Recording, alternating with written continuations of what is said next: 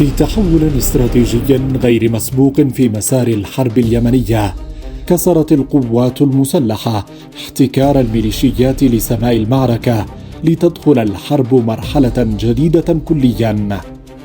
سماء اليمن تتكلم بلغة الحزم، والطائرات المسيرة التابعة للجيش اليمني تحلق لتدك معاقل الانقلابيين بدقة مميتة.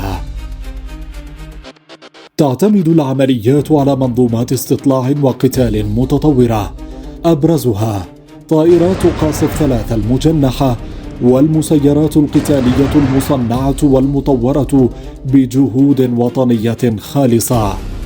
تتميز هذه الطائرات بقدرات فائقة على المناورة وبدقة تدميرية عالية عبر مقذوفات موجهة ترصد وتستهدف مرابض الهاون والتكنات والآليات العسكرية للميليشيا في مارب وتعز والجوف، محققة إصابات قاتلة ومباشرة لا تخطئ وكرا للمتمردين.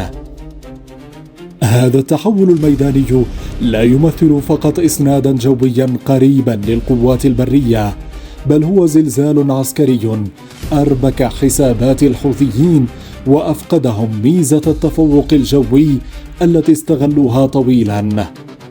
الردع بات متبادلا والنار بالنار، والميدان يثبت يوما بعد آخر أن قوة الشرعية قادرة على التكيف والابتكار وصناعة الفارق في أقصى الظروف.